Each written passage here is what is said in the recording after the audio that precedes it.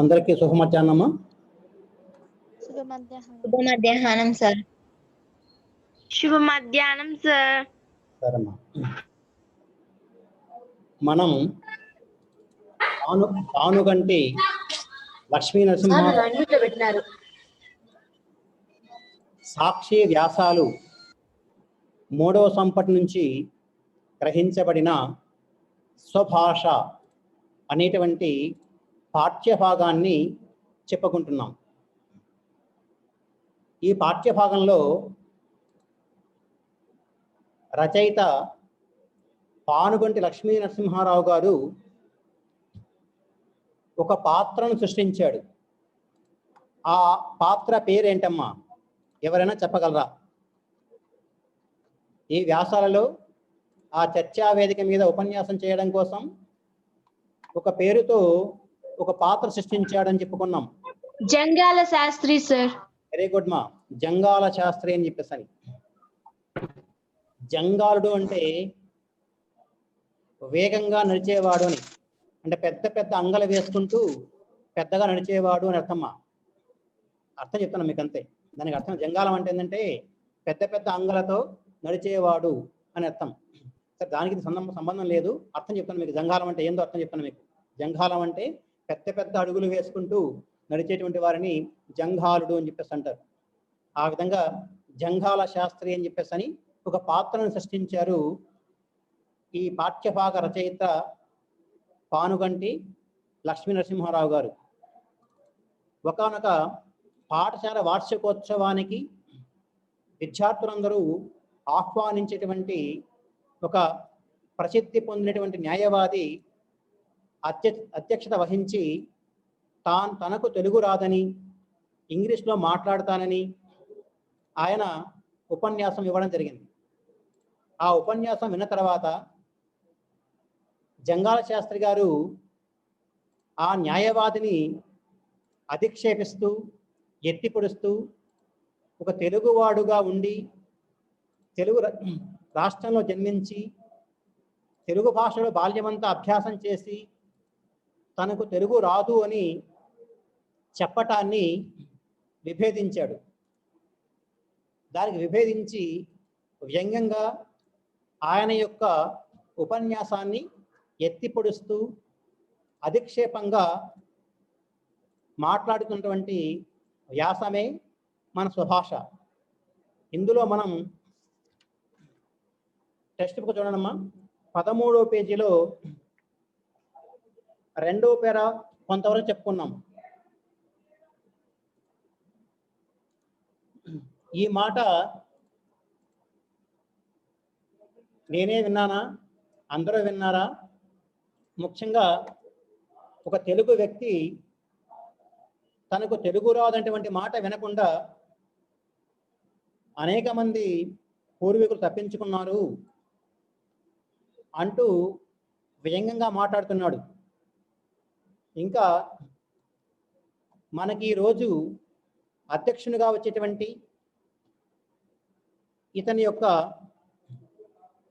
మాటలు ఎలా ఉన్నాయి అని చెప్పంటే, ఒక తెలుగు వ్యక్తి మాట్లాడేటువంటి మాటలైనా ఇవి? ఇంత గొప్ప స్థానంలో ఉండి న్యాయశాస్త్రాన్ని అభ్యసించి నాకు తెలుగు రాదు అని చెప్పడాన్ని ఆయన అధిక్షేపిస్తూ, ఈ అధ్యక్షుల వారు ఏమీ మగవారు కాదు, నంగినింగి మాట్లాడేవాడు కాదు, మెమ్మే పెప్పే అనేటువంటి వారు కాదు, లేక స్వతహాగా ఆంగ్లంలో గొప్ప ఉపన్యాసకులు అంటే ఇంగ్లీష్ భాషలో లండన్లో గొప్ప ఉపన్యాసకులు ఉన్నారు. బర్కు, సిసిరో, డెమోస్టనీసు, గార్డ్స్ లాంటి మంచి వక్తలు ఉన్నారు. మరి అటువంటి ఆంగ్లేయ వక్త కాదు, మరి ఇంగ్లీష్లో అంత గొప్పవాడు కాదు, తెలుగు వచ్చి తనకి తెలుగు రాదని ఇంగ్లీష్ మాట్లాడడానికి ప్రయత్నం చేశాడు. దీన్ని దెప్పిపొడుస్తూ మాట్లాడుతున్నాడు. మరి అక్కడ దాకా మనం చెప్పుకున్నామా, ఆంగ్లేయ భాషా పండిత అగ్రగణ్యులే బర్కు శిశిరో డెమోస్టనీషు గాడ్సు నిత్యాది మహాభక్తులు అవధూకుతా వైభవమును గబలించి నమిలి చప్పలించి మృంగి జీర్ణించుకొని రక్త మాంసముల గలుపుకొనిన వారే. అక్కడ చెప్పుకుంటున్నాం మనం, అక్కడ దాకా చెప్పుకున్నాం. అంటే ఇంగ్లీష్లో వాళ్ళు ఉన్నారు కొంతమంది పేరు చెప్పారు కదమ్మా. వాళ్ళంటే ఆంగ్ల భాషను బాగా పూర్తిగా నేర్చుకున్నారు, ఆంగ్ల భాషలో మంచి ఉపన్యాస నైపుణ్యాన్ని సాధించారు. గబలించి అంటే కబలించి అంటమ్మా. కబలం అంటే ముద్ద, కబలించిన ముద్దగా చేసుకొని మింగడం. అంటే ఆంగ్లేయ భాష నైపుణ్యాన్ని మొత్తాన్ని కూడా ముద్దగా చేసుకొని మింగినవారు కాదు. అలాగే నమిలి నమలడం, చప్పరించడం, చప్పలించింది. చప్పలించడం అంటే అమ్మా ఏదైనా నాలుగు మీద వేసుకొని మనం చప్పరిస్తే కరిగిపోతుంది, చెక్క లాంటిది. అలా సులభంగా భాష మొత్తాన్ని కూడా చప్పరించిన వారు కాదు. సరే, మృంగి మింగి వేసిన వారు కాదు. మరి ఆ విధంగా ఆంగ్లేయ భాష పండితుల్లాగా ఆ ఆంగ్ల భాషను పూర్తిగా ముద్దగా చేసిన మింగిన వారు కాదు, చప్పరించిన వారు కాదు. మరి వాళ్ళంటే అన్ని రకాలుగా దాన్ని జీర్ణించుకొని రక్త మాంసాలు గలుపుకున్న వారే. మరి ఈయన అటువంటి వాడు కాదు కదా. ఇది కాక బిఎల్ పరీక్షలో కడతేరి కాలాంబర కవచధారి అయి న్యాయమూర్తుల ఎదుట కాకిని గ్రద్దను కాకిని చేయజాలిన కర్కశ తర్క వాగ్వాహిని మోహిని కరణదక్షులే అట్టి వాగ్ధోరణి ధీరులగు వీరు ఆంధ్రమున మాటలాడలేకపోవుట ఏమి. మరి ఈయనేమో మరి ఆంగ్ల భాష నేర్చుకున్నవాడు, దానికి పైగా బిఎల్ పరీక్ష అమ్మ, బ్యాచులర్ ఆఫ్ లా, అంటే న్యాయవాద వృత్తిని చేపట్టాలంటే ఈ డిగ్రీ పూర్తి చేసి ఉండాలమ్మా. ఈ శాస్త్రం చదివి ఉండాలి, న్యాయశాస్త్రం చదివినవాడు. కడతేరి అంటే పూర్తి చేసేని, న్యాయశాస్త్రం బాగా నేర్చుకుంటుంది వాడే. కాలాంబర కవచధారి అయి, అంబరం అంటే వస్త్రము నిమ్మ, కాలం అంటే నల్లని వస్త్రం ధరించడం. నల్ల కోట్ ధరిస్తారు కదా మా లాయర్లు, దాని గురించి చెప్తున్నాడు. కాలాంబర కవచధారి అయి, నల్ల కోటు ధరించిన వాడై న్యాయమూర్తుల ఎదుట నిలిచి కాకిని గద్దను కాకిని చేయజాలిన. సహజంగా అంతే కదా, మా లాయర్లు అంటే రకరకాల మాయాలు చేస్తుంటారు. ఆ జడ్జి ముందు నిలబడుకొని తాము చేపట్టేటువంటి కేసు గెలవడం కోసము రకరకాల ఎత్తులు వేస్తుంటారు. రకరకాలుగా వాదించి ఆ జడ్జి గారిని మెప్పించి కేసు గెలుస్తూ ఉంటారు. దాని గురించి చెప్తున్నాడు. ఈయనేమీ సామాన్యుడు కాదు, ఇంగ్లీష్ బాగా నేర్చుకున్నాడు, బిఎల్ పట్టా పొందాడు, నల్లకోట్ ధరించి జడ్జి ముందు కాకిని గద్దను కాకిని చేయడానికి ప్రయత్నం చేస్తాడు. అటువంటి కర్కశ తర్కవాగ్వాహిని మోహిని కరణదక్షులే. ఇదంతా శబ్దాడంబరం ఇంత కూడా. కర్కశం అంటే కఠినమైనటువంటి తర్కం అంటే అక్కడ రీజనింగ్ అంటారు మా ఇంగ్లీష్లో. అంటే లాయర్లు అంతే కదమ్మా, ఎక్కడో చోట ఒక పదం పట్టుకొని వాదిస్తూ ఉంటారు. చాలా కఠినంగా ఏదో ఒక విషయాన్ని పట్టుకొని వాదించడాన్ని తర్కము అని చెప్పంటారు. ఆ కర్కశ తర్క వాగ్వాహిని అంటే అనర్గళంగా మాట్లాడడం. వాహిని అంటే ప్రవాహమ్మ, వాక్ ప్రవాహము అని, అంటే మాటల ప్రవాహం. లాయర్లు అంతే మా చెప్తూ ఉంటారు, రకరకాలుగా తిమ్మిని బొమ్మిని చేసి మొత్తానికి ఆ కేసు గెలవడం కోసం చేస్తుంటారు. మోహినీకరణ దక్షులు అంటే దక్షుడు అంటే నైపుణ్యం కలవారు. ఎట్లయిగానే సరే ఉన్నది లేనట్లు, లేనిది ఉన్నట్లుగా చెప్పడం, కాకిని గద్దం చేయడం, రకరకాలుగా ఎత్తులు పై ఎత్తులు వేయటం, ఇలా చేసి మొత్తానికి ఆ జడ్జి ముందు వాదించి వీరు ఆ జడ్జి గారిని తమ వైపు తిప్పుకుంటూ ఉంటారు.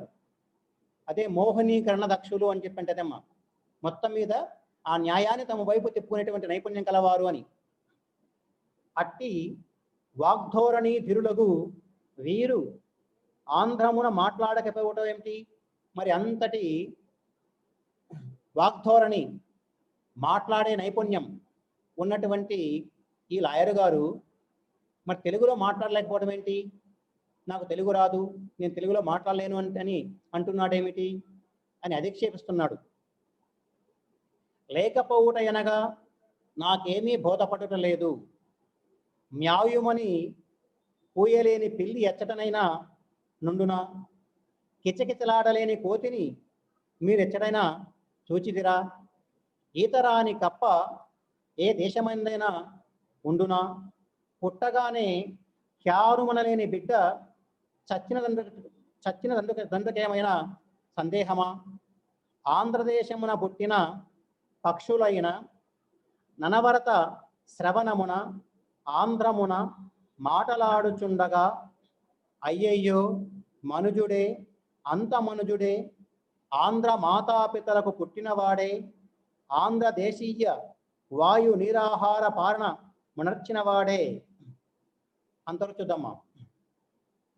మరి ఇంత గొప్ప లాయరు మరి ఈయన ఆంధ్రంలో మాట్లాడడానికి చేత కాదంటాడేమిటి? నాకైతే ఏం అర్థం కావడం లేదు. ఆలోచిస్తే మ్యావుమని ఆ కూత కోనేటువంటి పిల్లి ఎక్కడైనా ఉంటుందమ్మా. ఎందుకంటే పిల్లి పుట్టినప్పటి నుంచి ఆ పిల్లి యొక్క కూతను కోయడం దానికి తెలుసు. ఆ మ్యావు మ్యావుమని ఆ కోయలేటువంటి పిల్లి ఎక్కడైనా ఉంటుందా? అట్లాగే కోతి అంటే కిచకిచలాడటం దానికి తెలుసు. మరి కిచకిచలాంటి కోతి ఎక్కడైనా మనం చూస్తామా? కప్ప అది నీళ్ళలోనే పుడుతుంది. ఇప్పుడు నీళ్ళలో ఉండేటువంటి జలచరం, మరి జలచరంగా ఉండేటువంటి కప్ప నాకు ఈత రాదు అని చెప్పడానికి ఎక్కడ అవకాశం ఉంటుందా? మరి ఈత రాని కప్పలు ఎక్కడైనా ఏ దేశంలో ఉంటాయా? అట్లాగే ఒక బిడ్డ పుట్టగానే క్యారం అంటాడు. అలా క్యారం అని అరవకపోతే, ఏడవకపోతే సహజంగా ఈ బిడ్డ పుట్టినప్పుడు ముందు అరవాలి. అలా అరవకపోతే సహజంగా ఏమనుకుంటారు? చనిపోయిన పుట్టారని అనుకుంటారు. కాబట్టి క్యారుమనలేని బిడ్డ చచ్చినది అని చెప్పడానికి సందేహం అక్కర్లా. ఆయన గురించి అంటున్నాడు, మరి మ్యావమనేటువంటి పిల్లి ఉండదు, కిచకిచమని పలకనటువంటి కోతి ఉండదు, ఈతరాని కప్ప ఏ దేశంలో ఉండదు. మరి ఇవన్నీ సహజంగా పుట్టుకతో వచ్చేటువంటి గుణాలు వాటికి. మరి సహజంగా నీవు ఈ ఆంధ్రజాతిలో పుట్టావు, మీ అమ్మానాలు తెలుగువారే అంటూ ఆయన్ను దెప్పిపొడుస్తున్నాడుగా చూడండి. ఆంధ్రదేశమున పుట్టిన పక్షులైన అనవర్త శ్రవణమున ఆంధ్రమున మాట్లాడుచుండగా, మన తెలుగు రాష్ట్రంలో పుట్టినటువంటి పక్షి అయినా సరే, చిలుక లాంటి పక్షులు ఎప్పుడూ ఆ మాటలు నేర్పించగా అవి కూడా తెలుగు పలుకుతున్నాయి. అదే ఆంధ్రదేశంలో పుట్టినటువంటి పక్షులైనా కూడా అనవరతము అంటే ఎల్లప్పుడూ అని, ఎల్లప్పుడూ శ్రవణమున వినుట వల్ల ఆంధ్రమున మాట్లాడుచుండగా తెలుగులో మాట్లాడుతున్నాయి. చిలుకలకైనా సరే మనం మరలా చెప్పంగా భాష వచ్చేస్తుంది. ఆ విధంగా పక్షులు కూడా ఆంధ్రదేశంలో పుట్టి మరలా ఈ తెలుగు భాష పదాలను విని అవి మాట్లాడుతూ ఉంటే, మరి తెలుగు వ్యక్తి నాకు తెలుగు రాదంటాడేంటి? నాకు అర్థం కావటం లేదు. ఇంకా అతిక్షేపిస్తున్నాడు. అయ్యయ్యో మనుజుడే అంత మనుజుడే. మరి పక్షులు కూడా నేర్చుకుంటున్నాయి. మరి ఇంత పెద్ద మనిషి మరి తెలుగు రాదంటాడేంటి? అందున ఆంధ్ర మాతాపితలకు పుట్టినవాడే, లేక వాళ్ళ అమ్మా నాన్న వాళ్ళు ఎవరైనా సరే ఇతర భాషస్థులైతే సరే తెలుగు రాదు అని చెప్పేసి అనుకోవచ్చు. స్వచ్ఛంగా తెలుగు తల్లిదండ్రులకు జన్మించిన వాడు, తల్లిదండ్రుల చేత తెలుగు నేర్పించబడినటువంటి వాడు, అంతకంటే ఆంధ్రదేశీయ వాయు నీరాహార పాలన మనర్చిన వాడే. మరి ఆంధ్రదేశంలో ఈ తెలుగు ప్రాంతంలోనే ఈ తెలుగు గాలిని పీల్చినవాడు, వాయువు అంటే గాలిమ్మ, తెలుగు గాలిని పీల్చినవాడు, నీరం అంటే నీరుమ్మ, ఈ తెలుగు నెలలో ఉన్నటువంటి నీరు తాగినవాడు, ఆహారం అంటే తిండి, ఈ తెలుగు నెలలో పండినటువంటి ఆహారం తిన్నవాడు, మరి ఇన్ని చేసినవాడు, వాయు నీర ఆహార పారణం వనర్చిన వాడే. మరి ఇక్కడే తిన్నాడు, ఇక్కడే పుట్టాడు, అమ్మా నాన్న తెలుగువారు, ఈ గాలి పీల్చాడు, ఈ నీరే తాగాడు, ఈ తిండే తిన్నాడు.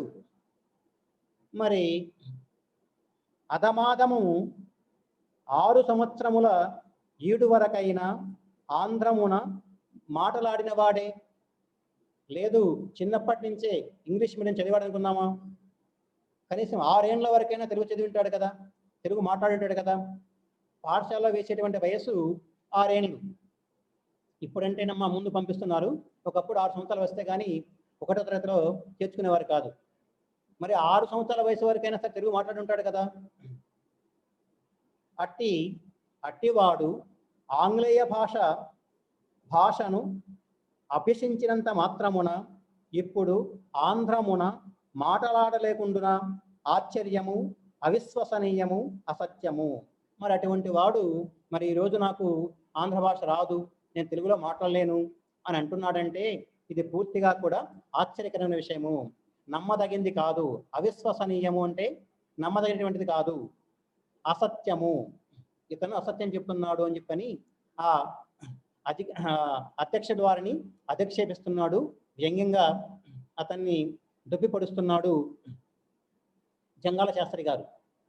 తర్వాత చూడమ్మా, పరభాషా పదములకు అర్థము తెలిసినంత మాత్రమున పరభాషా పాండిత్యము లభించినదని భ్రమపడకుడు. భాషలోని కలను, ప్రాణమును, తత్వము, ఆత్మను కనిపెట్టవలను. అది మీకు అసాధ్యము. తుదికిన్ని ఈ ఇనాములు నమ్మి అమ్మి, అమ్మ మెడలోని పుస్తల పూసలమ్మి, వంట ఇంటి పాత్ర నమ్మి దైన్యపడి వారములు చేసుకొని ముష్టి ఎత్తి సంపాదించిన ఆంగ్లేయ భాషలోని పాండిత్యపు పస ఈ రంగంలోనికి దిగినది, ఈ విధముగా బ్రద్దలైనది. చివరిగా గట్టిగా అధిక్షేపిస్తున్నాడు ఆ న్యాయవాది గారిని జంగాల శాస్త్రి, తన తెలుగు మాట్లాడలేను అని చెప్పినందుకు గాను. ఏదో పరభాష తెలిసినంత మాత్రాన మేము ఆ పరభాషల గొప్ప పండితులము అని ఎప్పుడూ అనుకోకండి. ఎందుకంటే మాతృభాషే, ఇతర భాష ఇతర భాషే. మనం ఇతర భాషలో ఎంత పాండిత్యం సంపాదించినప్పటికీ కూడా ఒక విషయాన్ని చెప్పాలనుకున్నప్పుడు ముందు తెలుగులోనే ఆలోచించుకోవాలి, తర్వాత అనువాదం చేసి మాట్లాడాలి. ఎవరైనా అంతే కదమ్మా. ఇప్పుడు మీరు ఇంగ్లీష్లో ఒక వాక్యం చెప్పాలంటే ముందు తెలుగులో అనుకుంటారు, దాని తర్వాత ఇంగ్లీష్లోకి అనువాదం చేసుకొని మాట్లాడతారు. అంత మాత్రాన మనం ఇంగ్లీషు చదివినాము, నేర్చుకున్నంత మాత్రాన సహజంగా మన మాతృభాష ఇంగ్లీష్ కాలేదు కూడా. అదే చెప్తున్నాడు, పరభాషలో మనం చదివినంత మాత్రాన పరభాష పాండిత్యం అంతా మనకు వచ్చేసు అనేటువంటిది సరికాదు. అలా భ్రమపడకండి. ఒక భాష అంటే దానికి ప్రకృతిపరమైనటువంటి చాలా కళలు ఉంటాయి, చాలా నైపుణ్యాలు ఉంటాయి, జాతీయాలు ఉంటాయి, సామెతలు ఉంటాయి, పొడుపు కథలు ఉంటాయి. ఇవన్నీ ఆ భాషకు సంపద. మరి ఆ భాషలో ఉన్నటువంటి భాష మాత్రం నేర్చుకుంటాం, కానీ ఈ సంపద అంతా మనకి ఒకేసారి వచ్చేది. దాన్నే చెప్తున్నాడు ఇక్కడ, భాషలో ఉన్నటువంటి కళ, ప్రాణము, తత్వము, ఆత్మ కనిపెట్టాలి. మనం ఇతర భాష నేర్చుకున్నప్పుడు ఇవన్నీ మనం గ్రహించడం కష్టమవుతుంది. అదే అంటున్నా, అది మీకు అసాధ్యము, అది సాధ్యమయ్యే పని కాదు. ఎందుకంటే మన ఇంగ్లీషు ఇంకో భాష నేర్చుకున్నంత మాత్రాన దాంట్లో మనం ఈ జాతీయాలు, సామెతలు, పొడుపు కథలు ఇవన్నీ చెప్పడం అయ్యే పని కాదు. చివరగా అంటున్నాడు, ఏదో 4 రకాలుగా కొంత ఇంగ్లీష్ నేర్చుకున్నంత మాత్రాన మేము ఇంగ్లీషు పండితులమని అనుకోకండి, ఆ ఇంగ్లీష్ నేర్చుకోవడానికి మీరు ఎంతో కష్టపడ్డారు అంటూ చెప్తున్నాడు. చూడండి చివర, తుదకిన్ని, తుద అంటే చివరని, చివరకు ఇన్ని ఇనాములు అమ్మి, ఇనాములు అంటే ప్రభుత్వం ఇచ్చేటువంటి భూమిమ్మ, ఇనాం భూములు అంటారు, డీకేటీ భూములు అంటారమ్మా. ఇప్పుడు మీకు అర్థం కావాలంటే డీకేటీ భూములు అని, ప్రభుత్వం వారు భూమి లేని వారికి కొంత భూమి ఇస్తుంది. అటువంటి భూమిని డీకేటీ అంటారు, తెలుగులో ఇనామి భూమి అని చెప్పి అంటారు. సహజంగా దాన్ని అమ్మడానికి లేదు, దాన్ని వాళ్ళు దున్నుకొని వ్యవసాయం చేసుకొని జీవించాలి, ఆధారం కోసం ఇస్తారు ప్రభుత్వం వాళ్ళు. కానీ మనకు వీలు కానప్పుడు దాన్ని అమ్ముకునేటువంటి వాళ్ళు కూడా ఉన్నారు. అందుకోసం అంటే ఏదో కొంత ఇనాము భూమి ఉంటే దాన్ని అమ్ముకోవటం, ఇంకా అవసరమైతే అమ్మ మెడలో ఉన్నటువంటి ఆ పుస్తల పూసలు కూడా అమ్ముకొని, అంటే చదువుకోవడం కోసం. ఒకప్పుడు చదువుకోవడం అంటే చాలా ఇబ్బందిగా ఉండేది. ముఖ్యంగా స్వాతంత్ర్యానికి పూర్వము చదువుకోవడానికి బాగా అవకాశాలు తక్కువ ఉండేది. ఎక్కడో పట్టణాలలో మాత్రమే పాఠశాలలు ఉండేవి. అక్కడికి వెళ్ళాలి, అక్కడ ఉండాలి, చదువుకోవాలి అంటే చాలా వ్యయ ప్రయాసంతో కూడినటువంటి పని, చాలా ఖర్చు కూడా అయ్యేది. సామాన్యులు ఎవరు కూడా ఆ ఖర్చు పెట్టుకొని ఆ పట్టణంలో ఉండి చదువుకునేటువంటి దానికి వీలయ్యేది కాదు. కొంతమంది చదువుకోవాలని చెప్పేసి అని చాలా కష్టాలు పడేవాళ్ళు. గవర్నమెంట్ ఇచ్చినటువంటి భూమి ఏదైనా ఉంటే దాన్ని అమ్ముకోవటం, డీకేటీ పట్టాలని అమ్ముకునేటువంటివి అమ్మి చదువుకోవటం, మరి తప్పని పరిస్థితుల్లో అమ్మలో ఉన్నటువంటి పుస్తలు కూడా అమ్మి చదువుకి ఖర్చు పెట్టడం. ఒక్కొక్కసారి పూర్వకాలంలో ఇంట్లో వంట పాత్రలు ఉండేవి, పెద్ద పెద్ద ఇత్తడి పాత్రలు. ఆ ఇత్తడి పాత్రలు అమ్మితే కొంత డబ్బు వచ్చేది. ఆ చదువు కోసము ఆ పాత్రలు కూడా, వంటింటి పాత్రలు కూడా అమ్మేవాళ్ళు. ఏదో 10 రూపాయలు 5 రూపాయలు వస్తుంది కాబట్టి అవసరం కోసం. ఆ విధంగా వంట ఇంటి పాత్రలను కూడా అమ్ముకొని ధైర్యపడి, అంటే వేరే మార్గం లేకుండా ఇలా దీనంగా వారములు చేసుకొని, వారాలు చేసుకోవడం అంటే ఒకప్పుడు పట్టణంలో చదువుకోవడం. ఎవరమ్మా ఎవరు చేసుకోండి, స్రవంతి నామ, స్రవంతి, జీవన స్రవంతి, రాయలపేట ఉన్నాయి.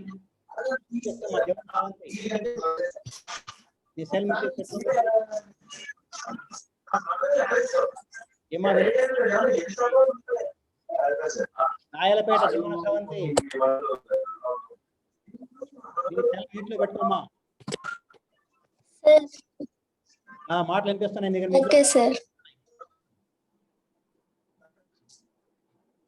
అప్పుడు చదువుకోవడం కోసం వెళ్ళేప్పుడు వాళ్ళకి కష్టమయ్యేది. చాలా మంది ఏం చేసేవాళ్ళంటే ఆ కాలేజీలో పనిచేసేటువంటి ఉపాధ్యాయుల దగ్గర వెళ్ళి ముందుగా అడుక్కునేవాళ్ళు, సార్ మాకు వారంలో 1 రోజు మీ ఇంట్లో నాకు భోజనం పెట్టండి అని. ఆ విధంగా ఒక 7 మంది ఉపాధ్యాయుల దగ్గరికి వెళ్ళి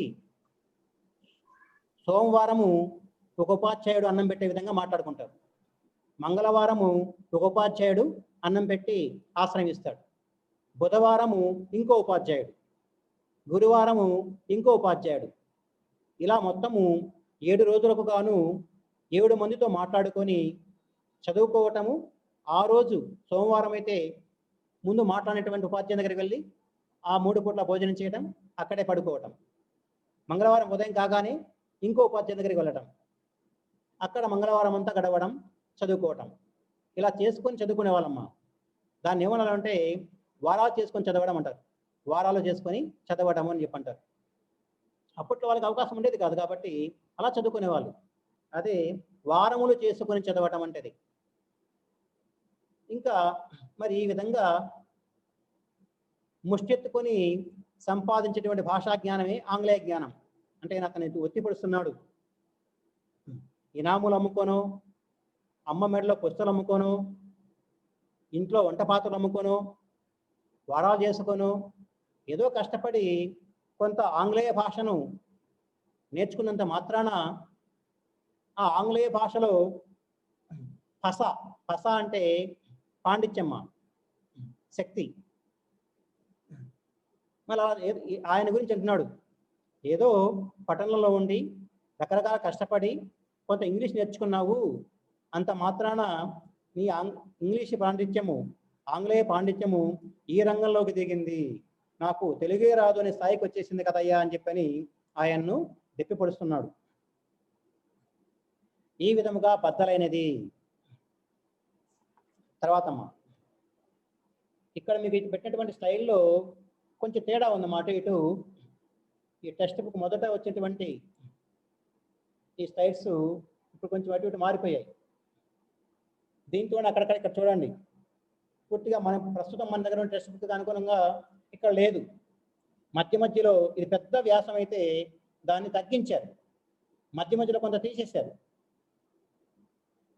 ఇప్పుడు మనం ప్రస్తుతం మన చేతిలో ఉన్న టెక్స్ట్ బుక్కి ఈ స్టైల్లో ఉన్నటువంటి ఆ విషయానికి కొంత తేడా ఉంటుంది. సరేనమ్మా, పేజీ నెంబర్ 14 చూడండి. మీరు టెక్స్ట్ బుక్లో చూసుకొని సరిపోద్ది. స్వభాష ఇది వరకు మీ చేత జావనే చచ్చినది, మీ గతి ఎంత ఉభయప్రష్టమైనదో చూచుకుంటిరా.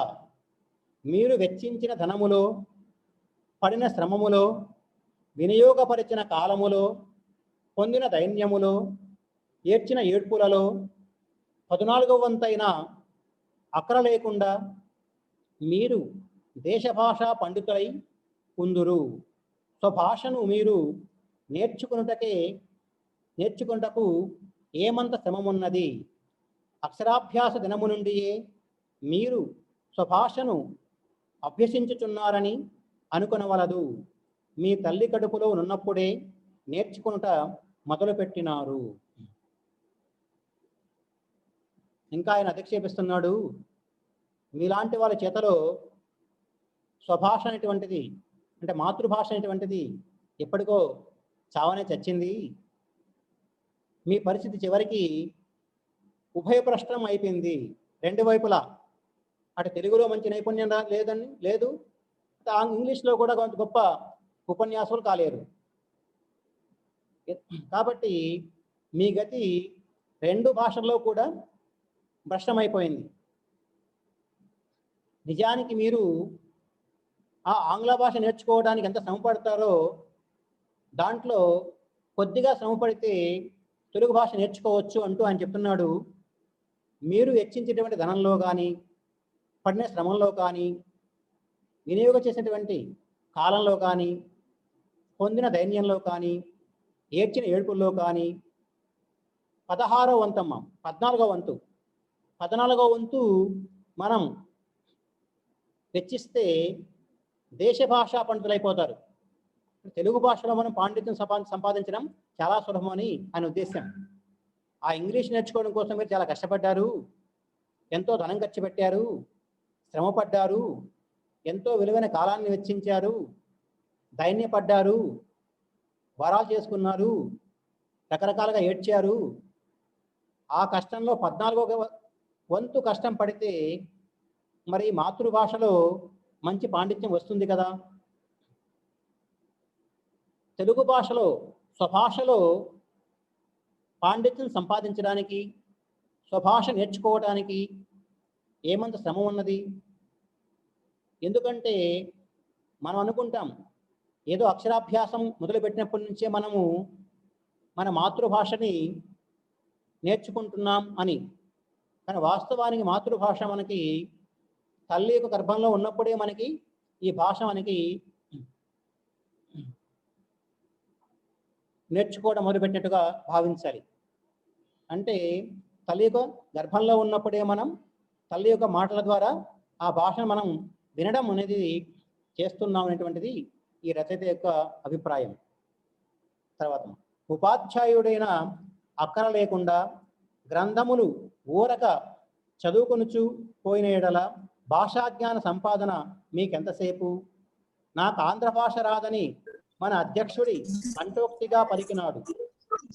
మా భాష మాకు రాదను అనర్హ వాక్యం ఆంధ్రుని నోట నుండి వెడలదగదు. ఏ జాతి వారి నోట నుండి అంతే. ఆంధ్రదేశమును పుట్టి ఎంత కాలమైనదో, ఆంధ్ర జాతి పుట్టి ఎంత కాలమైనదో ఎట్టి అనుచిత వాక్యములు నేడు బయలు వెడలినది. అనుచితం అనుమాట నిస్సందేహము. పోనిండు దీనికేమి? అనుచితతకు అసందర్భతకు అవకతవకకు ననేక సంవత్సరముల నుండి అలవాటు పడియే ఉన్నాము. భాష మీకు రాదేమి? అబ్బా, మీరే ప్రయత్నము చేసినారని రాదనుచున్నారు. భాష తనంత తాను మీకు వచ్చునయే అనుకొనుచున్నారా? ఈ పేర చూద్దాము. వాస్తవానికి తెలుగు భాష మనకు వచ్చు కాబట్టి ప్రత్యేకంగా మనం దీన్ని నేర్చుకోవడానికి ఉపాధ్యాయుల దగ్గర వెళ్ళి నేర్చుకోవడం అవసరమే, కానీ ఉపాధ్యాయులు లేకుండా కూడా మనం నేర్చుకోవచ్చు. రకరకాల గ్రంథాలు తీసుకొని మనం చదువుకుంటూ వస్తుంటే భాష వచ్చు కాబట్టి క్రమంగా మనకి ఆ తెలుగు భాష జ్ఞానం అనేటువంటిది సంపాదించవచ్చు. అది పెద్ద కష్టం కాదు అని చెప్పేసి అని చెప్తున్నాడు. నాకు ఆంధ్ర భాష రాదు అని మన తెలుగు అధ్యక్షుల వారు అంటున్నారు. కానీ మా భాష మాకు రాదు అని చెప్పడానికి ఇది అనర్హ వాక్యం, అంటే అర్హత లేనటువంటి మాట అని. అంతే కదమ్మా. నా మాతృభాష నాకు రాదు అని చెప్పంటే అది అర్హత లేనటువంటి మాట కాదు, అనర్హతమైనటువంటి వాక్యం. ఇటువంటి మాట ఒక తెలుగువాడి నోటి నుంచి పలకకూడనటువంటిది. ఎందుకంటే తన తెలుగువాడు నాకు తెలుగు రాదని చెప్పడం అంటే ఇది అనర్హమైనటువంటి మాట. ఇటువంటి మాటను ఎవడు కూడా పలకకూడదు. ఒక తెలుగువాడే కాదు, ఏ భాష వాడైనా కూడా, ఏ జాతి అయినా సరే, ఆ తెలుగు జాతే కాదు, ఏ జాతి వాడైనా కూడా వాటి నోటి నుంచి నా మాతృభాష నాకు రాదు అని పలకకూడదు.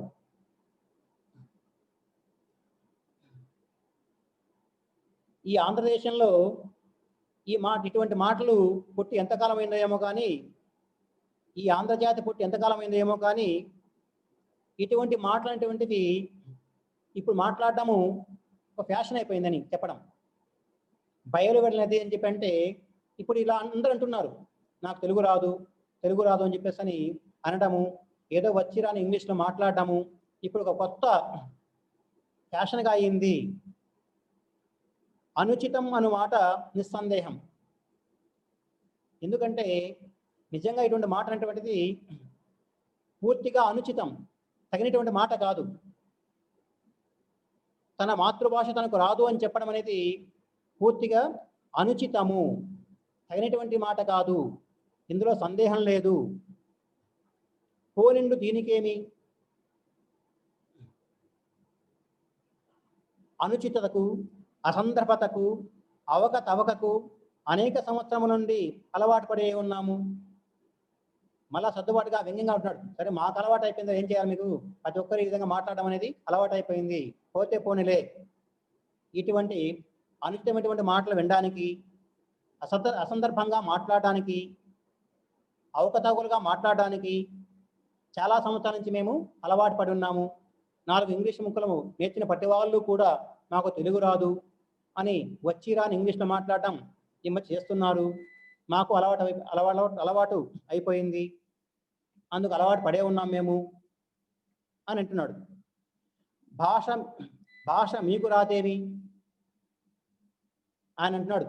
భాష మీకు రాకపోవడం ఏంటి, ఇంత గొప్పవారు మాతృభాష రాకపోవడం ఏంటి? అబ్బా, అంటే కొంచెం ఆ ఎత్తి పొడుగులాగా ఎత్తి పొడుగుగా అన్నాడు. అబ్బా మీ భాష మీకు రాకపోతుందా, ఇంకా చెప్పాలంటే మీరు ఏ ప్రయత్నం చేశారు రాదు అని చెప్పడానికి? భాష తనంత తాను మీకే వచ్చేస్తుంది అనుకుంటున్నారా? ఒక భాష రావాలంటే తగిన ప్రయత్నం చేయాలి అని కూడా మళ్ళీ ఇట్లా అంటున్నాడు. అందరూ తెలుగు మాట్లాడవలసిన ఇందరిలో నీ ఒక్కడవు ఇంగ్లీషులో మాట్లాడితివి. కావు కావుమని అనవలసిన కాకులన్నిటిలో ఒక్క కాకి కొక్కరోకోయని అరచిన ఎడల మిగిలిన కాకులు దానిని ముక్కుతో పొడిచివేయక మానునా?